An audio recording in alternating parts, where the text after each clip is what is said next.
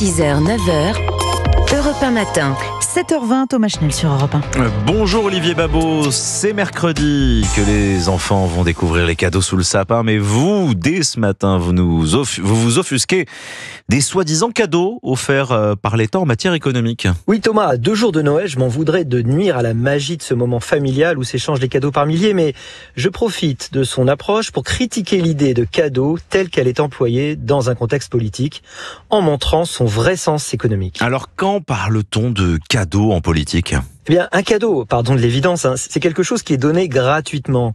Et gratuit est justement un mot qui revient souvent dans la communication de nos gouvernants, dans les arguments vantant tel dispositif généreusement offert aux citoyens. Il est pourtant extrêmement trompeur, car il empêche souvent de bien poser les termes du choix public qui est fait, et donc d'en discuter. Et pourquoi est-ce que c'est trompeur ? Mais contrairement au lutin du Père Noël qui travaille apparemment sans salaire, la production de tout service coûte de l'argent. La gratuité est le nom qu'on donne à la budgétisation d'une dépense, c'est-à-dire à son paiement par votre impôt. Toute chose donnée gratuitement par l'État est donc en fait un transfert, une redistribution. Ça n'est pas une libéralité faite par l'État, c'est en réalité un cadeau forcé de la part de ceux qui la financent et n'en bénéficient pas. Si demain nous nationalisons les autoroutes et abolissons les péages, certains diront qu'elles sont gratuites.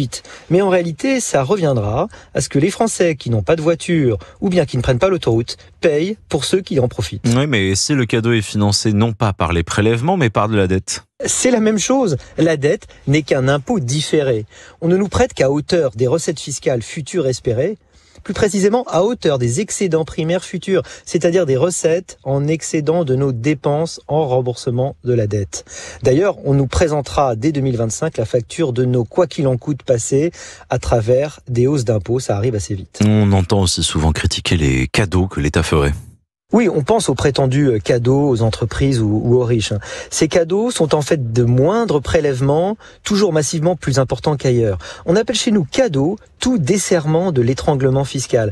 Comme le niveau de notre fiscalité serait fatal, provoquant faillite, exil et chômage des moins qualifiés, mais qu'on n'a pas le courage de le réformer, on l'agrémente d'exceptions pour limiter les dégâts.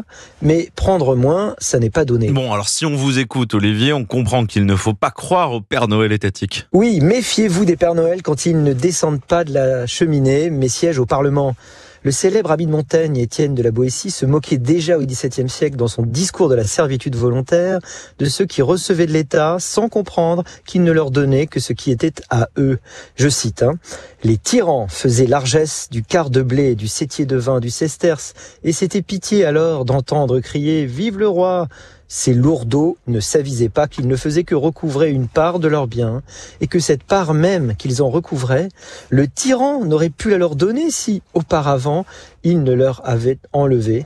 Tout ce que l'État te donne, il te l'a pris à toi ou à quelqu'un d'autre. Signature Europe 1, Olivier Babot. Merci Olivier.